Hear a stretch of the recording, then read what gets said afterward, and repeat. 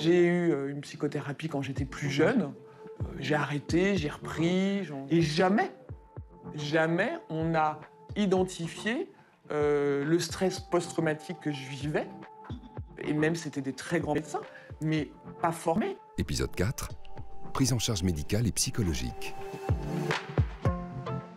Les violences sexuelles et les viols chez les plus jeunes en particulier ont de graves conséquences. Leur prise en charge physique et psychologique immédiate est évidemment le mieux, mais dans de nombreux cas, une mémoire traumatique et une amnésie s'installent qui peuvent durer des dizaines d'années durant lesquelles la victime souffre et se met en danger sans en comprendre la raison.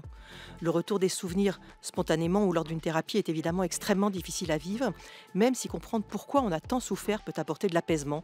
En tout cas, les violences sexuelles, la mémoire et l'amnésie traumatique qui les accompagnent doivent être prises en charge de manière compétente. Par qui? Comment? Des thérapies comme le MDR ou l'hypnose peuvent-elles être utiles? Peut-on créer de faux souvenirs? On en parle aujourd'hui avec le docteur Muriel Salmona, psychiatre, présidente de l'association Mémoire traumatique et Victimologie. On parle donc prise en charge médicale et psychologique des victimes de violences sexuelles. On le sait, l'idéal c'est de pouvoir prendre en charge une victime très vite après l'agression, dans les heures qui suivent. C'est vraiment une urgence médico-psychologique? Oui, alors ça faut le rappeler, et c'est suffisamment rappelé, c'est une urgence médico-psychologique et médico-légale. C'est dans les 72 heures normalement. Alors, pour la mémoire traumatique, c'est même les 12 heures. C'est-à-dire que si on veut vraiment éviter qu'une mémoire traumatique s'installe, sortir la personne de la dissociation et éviter qu'une mémoire traumatique s'installe dans la durée, il faudrait prendre les victimes en charge spécialisée dans les 12 heures. Bon. Là, les dernières grandes études qui ont été faites par les grandes enquêtes VRS du gouvernement, c'est seulement 6% des victimes de violences sexuelles qui sont vues en urgence. 6%, alors que c'est une urgence médico-psychologique. Parce que d'abord, il y a une urgence médicale. Pour le viol, c'est évident. Il faut traiter les IST, les infections sexuellement transmissibles. Voilà, les infections sexuellement transmissibles, traiter aussi toutes les blessures, les causes des blessures, bien entendu, le stress extrême, mais aussi éviter une grossesse. Enfin, c'est vraiment essentiel. Et puis traiter le trauma. Ça se traite immédiatement, déchoquer la personne en fait. Mais le plus souvent, la personne, elle reste choquée dans son coin et elle n'est pas prise en charge avec des conséquences sur la santé très graves à long terme. Alors, vous l'avez dit, effectivement, en cas de mémoire traumatique, de dissociation, d'amnésie traumatique, les souvenirs reviennent souvent des années après. Qui consulter à ce moment-là et quelle va être la prise en charge? Oui, alors donc là on l'a vu, les souvenirs. Alors le plus souvent les souvenirs reviennent en dehors de prise en charge, puisque malheureusement c'est moins de 30% des victimes qui vont réussir à avoir une prise en charge, le plus souvent quasiment entre 10 et 13 ans après les événements. Une prise en charge qui prend en compte le trauma, un peu, plus ou moins, pas forcément très spécialisé. Bon. Donc la plupart des victimes, elles n'ont pas de prise en charge. Donc leurs souvenirs vont revenir quand elles vont être en revanche protégées par des événements de la vie qui font qu'elles vont aller mieux, elles vont sortir de leur dissociation et elles vont avoir cette mémoire traumatique explosive. Vu les chiffres, on en parlera de violences sexuelles en France et le nombre de victimes chaque année. 200 000 femmes qui sont victimes de violences sexuelles, 217 000 femmes qui sont victimes de violences sexuelles chaque année, 160 000 enfants qui sont victimes de violences sexuelles chaque année, au minimum. Donc on peut imaginer le nombre. Donc c'est un problème de santé publique majeur et il faudrait que les personnes soient informées de ce qui se passe, de ce qu'elles puissent repérer. Vous savez, par exemple, pour tout ce qui est cardiovasculaire, on explique aux gens quand même que s'ils ont un sentiment d'oppression quand ils font un effort, il faut vraiment s'en préoccuper, que s'ils commencent à avoir des troubles sensitifs de la main, il faut peut-être se demander si c'est pas un AVC. Enfin, on a comme ça de la prévention. On a très peu de prévention sur le psychotrauma. Or, vraiment, c'est un problème de santé publique majeur à des conséquences à long terme gravissimes, à la fois sur la santé mentale et sur la santé physique, avec des risques de dépression à répétition, de suicide, de troubles anxieux graves, de conduite addictive, on en a parlé. Mais aussi de diabète, de maladies cardiovasculaires. Voilà. De troubles immunitaires très importants, de troubles digestifs aussi. Presque toutes les spécialités sont prises en compte parce que c'est une maladie du stress, en quelque sorte, avec plein de conséquences là-dessus, plus les conséquences liées aux conduites dissociantes, des mises en danger, etc., avec l'alcool et la drogue. Donc tout ça, on le sait, mais on ne donne pas d'informations très spécifiques. La première fois qu'on a fait une grande enquête auprès de victimes, la première chose qu'elles nous ont dit, on veut des informations. On veut, c'est comme ça qu'on a fait notre première plaquette, après on en a fait plein, dont maintenant pour les enfants avec celle qui est illustrée par Claude Ponty et qui a beaucoup de succès là auprès des professionnels. Les gens ont besoin de comprendre et de savoir. Sinon, c'est incompréhensible. Le trauma, c'est pas compréhensible. Mais les soignants sont assez bien formés pour pouvoir. Non, c'est ça le parce qu'on ne va problème. pas forcément voir un psychiatre spécialiste de la mémoire traumatique. Je veux dire, c'est quand même toute non, la non. difficulté. Et non. Alors du coup, avec moi, j'ai fait partie de la CIVIS, la commission indépendante inceste et violences sexuelles sur les enfants. On le préconise, qui est un dépistage systématique et qui est une formation systématique de tous les professionnels de santé, tous les psychologues. Mais ce n'est pas le cas encore. On n'a pas de formation systématique. On n'a toujours pas obtenu, alors que c'est un problème de santé qui est reconnu au niveau mondial comme un problème de santé majeur, et que le psychotrauma et le traitement est efficace. C'est qu'on peut éviter des pertes de chance énormes. Et ça peut aller jusqu'à 20 ans d'espérance de vie en moins. Donc on peut éviter tout ça. Et à partir du moment où on prend en charge, parce que la victime est consciente et donc a besoin de consulter, et qu'on trouve un soignant formé pour cela, on peut aussi enrayer toutes ces conséquences qui existent. Oui. Alors, ce qu'il faut savoir, c'est que le mieux, bien sûr, c'est la prise en charge dans les 12 heures, ou au moins dans les 72 heures. Une prise en charge spécialisée en urgence 24 heures sur 24. En plus, ça a une grosse importance aussi au niveau médico et légal, ça on en parlera pour la suite des événements. Après, à tout moment, on peut mettre en place une prise en charge de psychotrauma. Et c'est efficace. Le problème, c'est que si on met en place cette prise en charge, comme ça m'arrive, moi, 50 ans après, 60 ans après, je prends en charge des patients qui ont 80 ans, c'est efficace. Mais il y a toutes les années qu'ils ont passées. Ils sont perdus. Je veux dire que c'est... Voilà. Bon, alors, au moins, on leur offre quelque chose. D'un seul coup, ils sont libérés. Ils ont l'impression d'être normal. Enfin, ce qu'on leur dit dès le départ, c'est que c'est les conséquences normales de violences que vous avez subies. Voilà, tout ça, c'est normal, c'est universel. C'est pas vous le problème. C'est le stress que vous avez subi, le trauma que vous avez subi. Et puis aussi, la méconnaissance de tout le monde de ces psychotraumas qui a fait que personne ne vous est venu vous secourir et vous protéger et vous expliquer. Est-ce que la psychoéducation, il y a des études qui ont montré que ça pouvait être jusqu'à 50% de la prise en charge, ça pouvait être de la psychoéducation, c'est-à-dire que même un enfant de 4 ans, il comprend ce que j'ai expliqué sur ce qui se passe dans son cerveau, et qu'on peut très bien expliquer à un enfant que ce qu'il entend, ce qu'il voit, ce qu'il revit, c'est pas ce qui se passe là actuellement, mais ce qui s'est passé dans le passé et qu'il est en train de le revivre, que c'est une machine à remonter le temps. Tout ça, les enfants, ils comprennent très bien. On va écouter le témoignage de Delphine, qui a été violée enfant, victime d'amnésie traumatique. Elle témoigne sur France TV Info. Les souvenirs sont revenus. Elle a eu une prise en charge. Écoutez ce que cela a changé. Avant, j'étais en mode survie. Je luttais constamment par rapport à ces souffrances que je ne connaissais pas. Aujourd'hui, je suis plutôt dans le mode combat, mais combat pour apprendre à vivre, mais adoucir aussi ces souffrances. C'est une nouvelle vie qui commence, et parfois ces femmes-là, du coup, se prennent en charge, font vérifier leur santé. Oui. Voilà, elles ont accès à tout ça. Oui, elles ont accès à tout ça. Ça les réaligne avec leur vie, avec ce qu'elles sont. Parce qu'il faut voir aussi qu'on récupère son mental, mais on récupère aussi son corps. Parce que la dissociation traumatique, l'impact traumatique sur le cerveau fait qu'il y a des atteintes neurologiques très importantes au niveau du cerveau, des atteintes au niveau du cortex. Toutes les zones qui ont été impactées par les violences sont très diminuées par rapport au reste, avec plus de 20% de diminution. Il y a des atteintes dendritiques, de connexion, enfin tout ça, mais ça se répare. Le cerveau a une capacité une neuroplasticité, une neurogénèse très importante. Donc, tous ces éléments vont se réparer. Et les troubles cognitifs aussi très importants qu'on subissent les victimes, on n'en a pas parlé, vont aussi...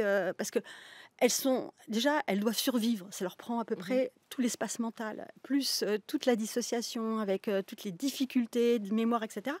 Le plus souvent, c'est un parcours du combat, un parcours extrêmement difficile pour faire la moindre chose. Et que d'un seul coup, elles peuvent reprendre des études. C'est-à-dire que j'ai des jeunes qui avaient été diagnostiqués schizophrènes, avec des conduites addictives terribles et tout ça. On pensait même qu'ils avaient une déficience intellectuelle, qui font des études supérieures. Enfin, c'est faire sa vie, quoi. Est-ce que justement, pour que cette prise en charge soit le plus efficiente possible, est-ce qu'il faut faire, durant cette prise en charge, durant cette thérapie, est-ce qu'il faut faire revenir la totalité des souvenirs? Est-ce que c'est important? Pas forcément, parce que parfois on n'arrivera pas à retrouver tout, ou ça peut prendre, parce que vous savez, en plus les victimes le plus souvent, elles ont subi violence sur violence sur violence. Si vous imaginez que vous avez subi des violences incestueuses pendant 10 ans, on ne va pas retrouver la totalité, on ne va pas faire ce travail-là harassant, mais il faut qu'on retrouve une sorte de vérité suffisante sur ce qui s'est passé, et surtout on travaille à partir des symptômes. C'est-à-dire, chaque symptôme, on va rechercher sa cause et on va faire un lien. On travaille. En fait, on va pas imposer à la victime d'aller mettre le nez là où ça fait mal. C'est les symptômes qui vont guider notre travail de décryptage de la mémoire traumatique. Et petit à petit, plus on décrypte, en fait, ce qui est l'enjeu de la prise en charge, c'est de lutter contre la sidération de départ. Cette sidération qui a fait qu'il n'y a eu aucune intégration de l'événement. On va faire en sorte que l'événement s'intègre dans sa réalité, dans sa vérité, parce que l'agresseur, il est souvent dans un scénario totalement mystificateur. Il raconte n'importe quoi, il ment éhontément, il détourne tout, il retourne tout, et tout ça, il faut le remettre en place, séparer ce qui vient de l'agresseur de ce qui vient de la victime, parce que sinon ça bug, ça ne peut pas s'intégrer. Et donc, travailler tout ce décryptage petit à petit pour qu'on réintègre son histoire, ça se remette en gros dans le cerveau à l'endroit normal. À l'endroit normal, c'est quelque chose qui a fait basculer votre vie, ça restera. C'est-à-dire victime. Vous savez, on dit, faut pas, je serai plus. Alors, effectivement, on va faire en sorte que les personnes ne soient plus victimes de nouvelles violences, mais elles ont été victimes, elles resteront victimes d'actes cruels, dégradants. Les souvenirs sont toujours là. Donc, ça sera toujours, c'est quelque chose qui a été horrible, dramatique, mais elles vont pas le revivre à l'identique. Ça change tout. C'est-à-dire qu'elles peuvent dégager des espaces où elles peuvent être en sécurité, elles peuvent avancer, elles peuvent faire des projets, elles peuvent s'aligner, elles peuvent avoir une estime de soi qui revient, elles peuvent se penser qu'elles ont le droit d'exister, de vivre et d'avancer.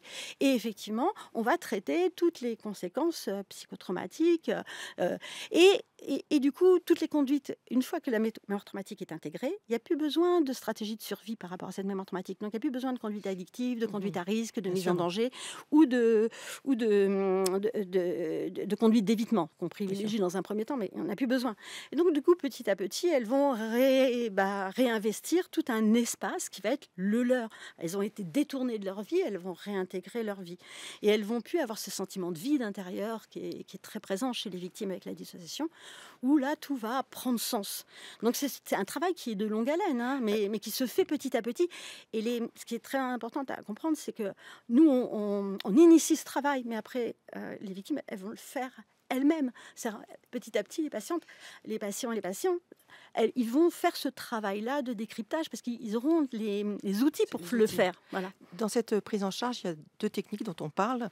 L'hypnose d'une part, le MDR d'autre part. Le MDR, je rappelle que c'est une technique qui permet soit en stimulant successivement l'œil droit, l'œil gauche, soit en tapotant pour stimuler le genou droit, genou gauche, en tout cas pour stimuler les deux parties du cerveau, l'hémisphère droit et gauche, de faire ressortir des souvenirs. Hypnose, EMDR, est-ce que ça a une place dans ces thérapies? Alors, les thérapies qui sont recommandées un peu internationalement, c'est des thérapies théoriquement dites intégratives qui vont être centrées sur le trauma. C'est-à-dire qu'il faut que la thérapie soit centrée sur le trauma, sur ce qui s'est passé, sur ce qui a existé. Il faut rechercher la vérité, il faut remettre le monde à l'endroit, rendre justice à la victime, c'est très important. Et parfois, les thérapies sont juste des thérapies symptomatiques pour diminuer les symptômes. Alors, les thérapies comme l'hypnose ou le MDR peuvent être très efficaces pour diminuer les symptômes, mais elles ne sont pas forcément, à ce moment-là, utiles parce que juste elles dissocient. Enfin, vous savez, les enfants qui ont subi de très très graves violences dans la petite enfance, ils se balancent, vous savez. Ils font en fait de l'EMDR sans le savoir. C'est des stratégies pour diminuer les symptômes. Le MDR, c'est bien s'il est accompagné de tout un travail de décryptage, de remise à l'endroit. Seul, ça peut être dangereux, quoi, en gros. Oui, oui, oui. Et ça peut même créer une situation où c'est un peu comme les antidépresseurs s'ils sont utilisés seuls, parce qu'on utilise les antidépresseurs, les anxiolytiques, voire des régulateurs de l'humeur. Dans les thérapies. C'est la prise en charge, on peut en avoir besoin à certains moments, mais s'ils sont seuls, je veux dire, ils dissocient les personnes. Ça anesthésie. Et du coup, ça rend dangereux. Et surtout, ça ne traite pas le trauma. Il faut traiter le trauma. Après, il faut traiter le stress. Donc, on utilise aussi les bêta-bloquants pour diminuer les sensations de stress.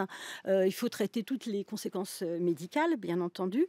Il faut faire, dans un premier temps, protéger la victime. Ce qui est vraiment essentiel, c'est la protéger. Avancer dans la thérapie en ayant moins de stress. C'est ça, voilà, en gros, toutes voilà, ces voilà, idées. voilà. Le problème de certaines de ces techniques, notamment l'hypnose, mais pas que, on a accusé certains hommes ou femmes d'avoir été manipulés et que, en gros, certains thérapeutes aient induit des faux souvenirs. C'est vrai, parce que c'est un outil qui peut se retourner en plus contre les victimes, c'est terrible. Oui, oui. Alors, ce qu'il faut savoir, c'est que dans l'ensemble, je le dis et je le redis, par rapport à ce qui est de l'amnésie traumatique et de la mémoire qui est émotionnelle qui revient. Dans l'immense majorité des cas, c'est en dehors de toute thérapie. C'est-à-dire, les victimes, elles sont seules. Voilà, et ça revient, et il n'y a pas personne ne les a manipulées ni quoi que ce soit. Les techniques spécialisées ne sont pas des techniques qui sont inductives. Enfin, on suggère pas les choses. On part de faits concrets. On part de symptômes pour aller retrouver des éléments. On part de choses que les personnes ont dans la tête et tout ça. On ne crée pas de situation, bien entendu. Alors après, qui est dans certains à la marge, mais vraiment à la marge, certaines sectes, etc., qui utilisent, qui peuvent souvent dans ces cas-là, on s'aperçoit que il y a des violences sexuelles dans ces thérapies parce que en fait. Ça peut être une bonne technique de faire croire à la personne que tous ces symptômes viennent de violences sexuelles qu'on a soi-même commises sur la personne. Du coup, ça embrouille la personne. C'est plus pour l'embrouiller. Donc c'est à la marge, c'est à la marge, et ce sont souvent des gens dangereux. Mais c'est très à la marge. Enfin, et par rapport à tout ce qui a été tout ce qui a été aux États-Unis sur la théorie des faux souvenirs, etc.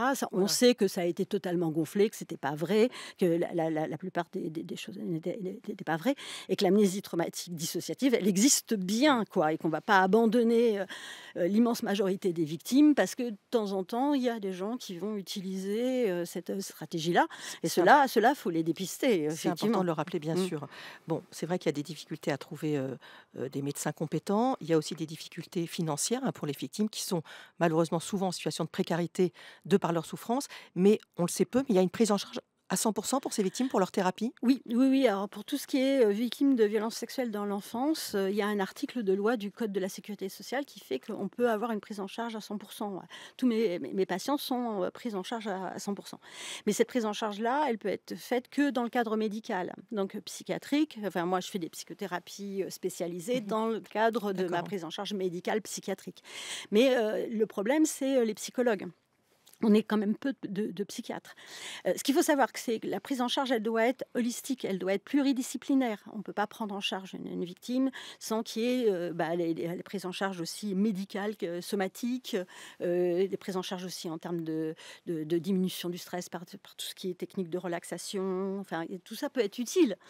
Mais la prise en charge psychologique devrait être prise en charge à 100%. Ça, c'est ce qu'on demande, ce qu'on a demandé avec la Civis, ça fait partie des préconisations, qui est une prise en charge pour au moins un certain nombre